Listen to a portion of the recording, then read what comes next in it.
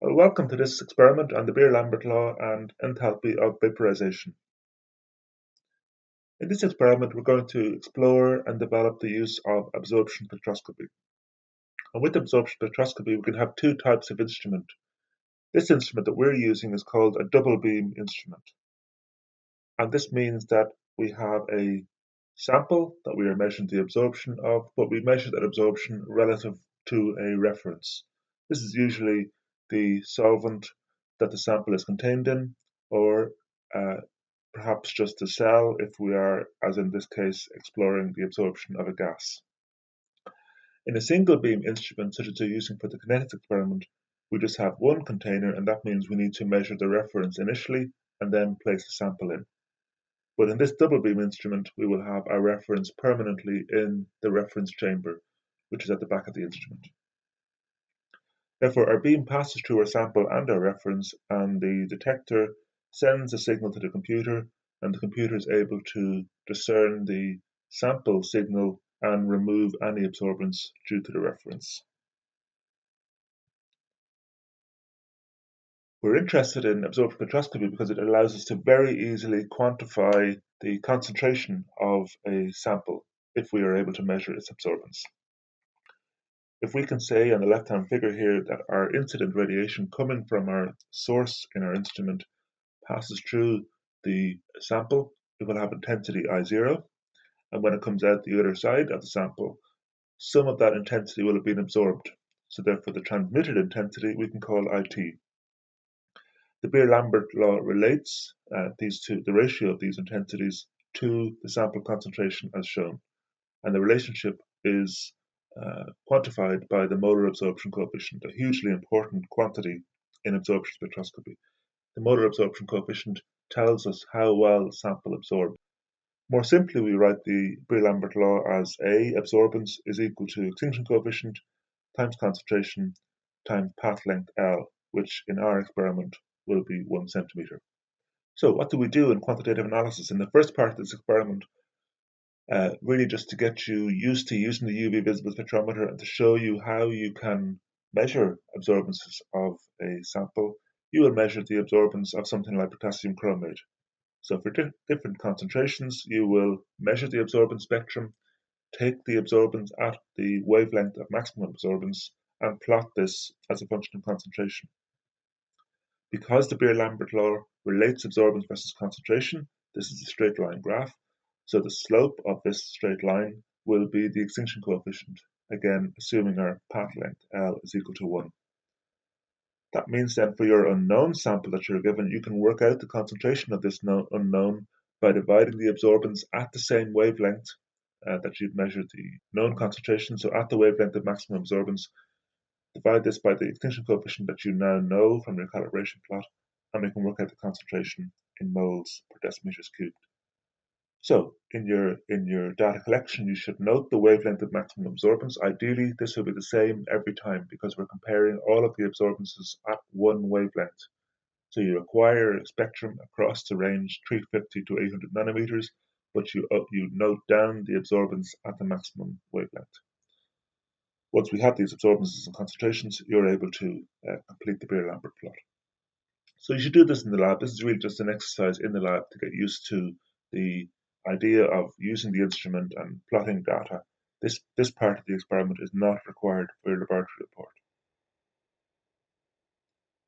Okay, but then I'm going to move on to the main part of the experiment.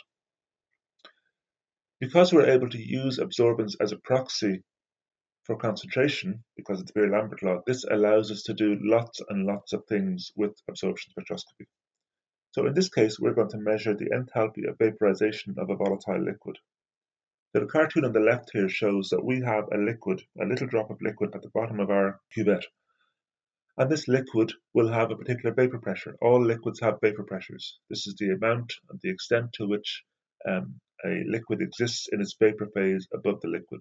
And we can see that as we increase temperature, the vapor pressure P of a liquid will increase. And this increase is determined by the enthalpy of vaporization. Therefore, this means we can determine the enthalpy of vaporization by studying this relationship. If we study how the change in vapor pressure how that changes as a function of temperature, we're able to determine the enthalpy of vaporization. Of course, we're not measuring pressure directly here, we are using absorbance as a measure of pressure. We can tell from the ideal gas law how pressure relates to number of moles and hence concentration, and now we are saying that absorbance is a direct reflection of concentration according to the beer-lambert law. Now, in the first part of this experiment, you've used PMMA or plastic cuvettes.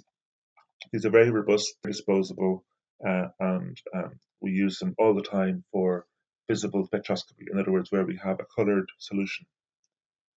However, ethyl acetate, this substance you'll be using for the enthalpy of vaporization experiment, is clear. It has an absorbance in the UV range of the spectrum. That means we need to use quartz glass. Now, quartz is expensive and you need to treat it with care. The quartz glass, you can see, has a label at the top of the cell saying QG. In both cases, you should hold the cells by the sides of the cells so that you don't get thumbprints on the clear faces that are shown. Why do we use quartz glass? Well, here is a spectrum of our quartz glass cell, the blue line running along the bottom. In other words, there is no absorbance in the region 200 to 400 nanometers compared to a glass cell. And you see this cuts off below 350 nanometers. So the quartz cuvette allows a much broader window for us to study. We can study now in the visible and UV regions. So the experiment itself, the instrument, as you open the lid, is on the left-hand side, and you can just about see the sample chamber closest to you at the bench. The reference chamber is at the back of the instrument. So we will place our sample cell with a small drop of liquid at the bottom of the cell, and then the lid on top of the cell to keep the vapor that forms within the cell. We will place that into the front container. It's important to just drop a small drop of liquid to the bottom of the cell without leaving any liquid on the sides of the cell. Otherwise, we're going to get an absorption spectrum of the liquid, and we want it at the vapor phase. At the back of the cell, we'll just place an empty cell, an empty quartz cell, and that will act as our reference. We can then control the instrument using the Peltier temperature instrument. So the data that you'll collect absorbance data as a function of temperature, and we're going to use the relationship given in the manual to find the enthalpy of vaporization. This is a linear plot, so you'll be able to plot the natural log of A times T against 1 over T, and you can determine the enthalpy of vaporization from that graph. This involves drawing a graph, and you will need to draw your graph in origin so that you can estimate the goodness of fit and generate some information about the error in your data, and there is a video available to you for you to see how you can use origin if you haven't used it before.